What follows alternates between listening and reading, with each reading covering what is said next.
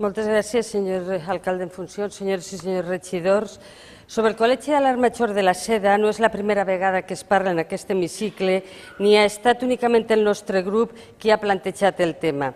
El que sí que podem afirmar clarament és que a qui no ha interessat fer res per conservar una joia del nostre patrimoni és a vostès. El Col·legi és un edifici de primer ordre patrimonial del segle XV declarat bé d'interès cultural en 1981. Vostès accedeixen a l'alcaldia de València en 1991 i des d'aleshores la nostra economia ha passat per moments de més o menys bonança. S'han dut a terme així, segons vostès, moltes obres emblemàtiques i paral·lelament el nostre patrimoni, aquell que explica qui som i d'on venim, el que explica la nostra història i del que realment ens hauríem de sentir orgullosos, eixe que no venen com a destinació turística perquè sembla que els avergonyeix, no s'ha pogut recuperar.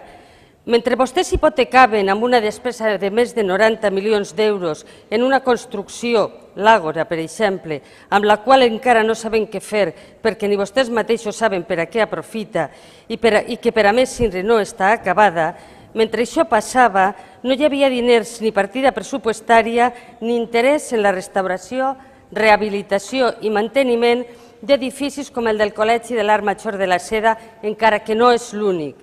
El peregrinatge de les distintes direccions del Col·legi ha estat incessant. La seva rehabilitació integral està pendent des de 2001. En maig de 2002, l'edifici ja corria risc d'ensorrament. L'enderrocament d'un edifici annex i la construcció d'un soterrani en una finca propera ja el van afectar. La Generalitat aleshores va ignorar el Col·legi mentre aquest Ajuntament mantenia silenci, sense pressionar. Va invertir 344.000 euros en una primera fase d'intervenció d'urgència que no tindria continuïtat. Tampoc es van tenir en compte les advertències urgents del Consell Valencià de Cultura. De nou, l'any 2005, la Direcció General de Patrimoni signà un conveni amb el Col·legi per valor de 200.000 euros per a intervindre d'urgència. L'aleshores president del Col·legi, José Miguel Castilla, deia: «Después de muchos años luchando ante las instituciones, parece que estamos en el buen camino». Que enganyat estava. En setembre de 2007, el conseller d'Infraestructures, senyor Flores, afirmava que 2008 seria un any clau per a la rehabilitació integral del Col·legi, ja que s'havia destinat una partida de més d'1.200.000 euros per a salvar l'històric edifici, que s'executaria durant els anys 8, 9 i 10.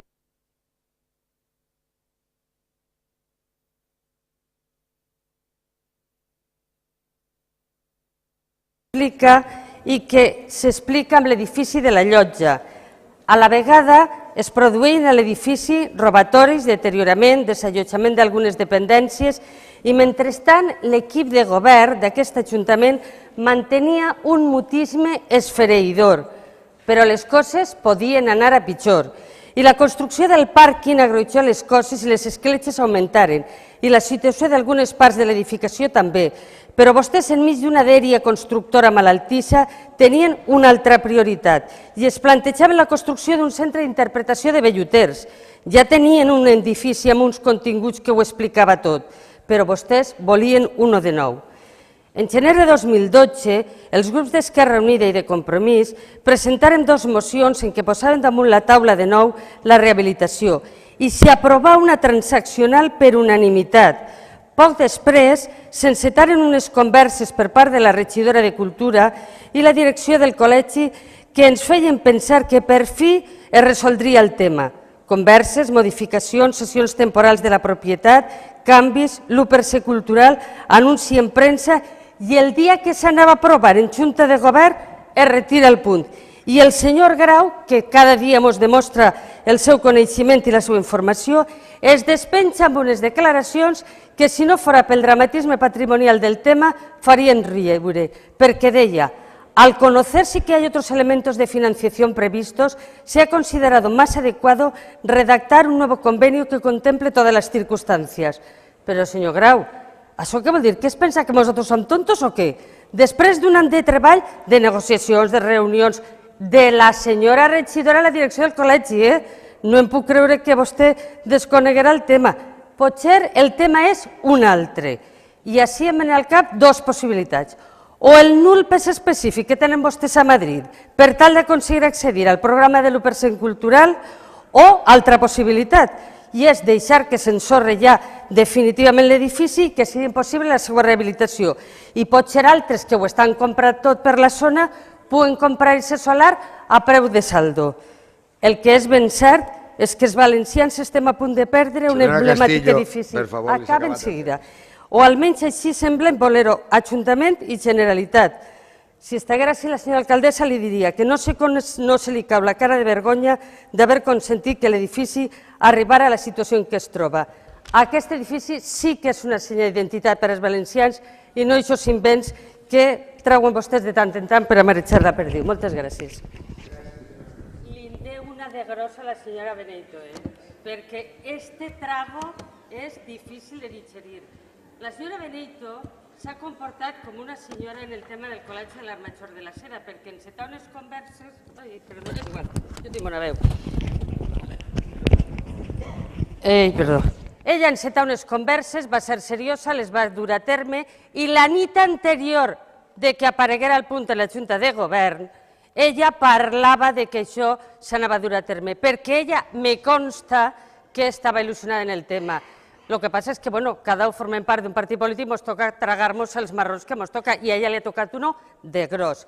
Punto 1. Punto 2. L'1% cultural a la ciutat de València li ha beneficiat escassament en el tema del Palau del Marquès de Dosaigües. De l'any 2004 a l'any 2010, a nivell de Comunitat Valenciana, el govern d'Espanya ha xamanat qui ha xamanat, només ha tingut 67 intervencions. L'última en l'any 2010 en Ontinyent. Ho dic perquè això és el que podem nosaltres presumir d'haver tret de l'1% cultural, el qual me torna a les últimes conclusions que me semblen lamentables, tant una com l'altra. 1. El poder valenciano se le supone, i 2. El que seria més preocupant és que entre tots donarem peu a que s'ensorrara el Col·legi de l'Art Major de la Seda i allò fora pasto d'interessos especuladors per part d'alguns. Gràcies.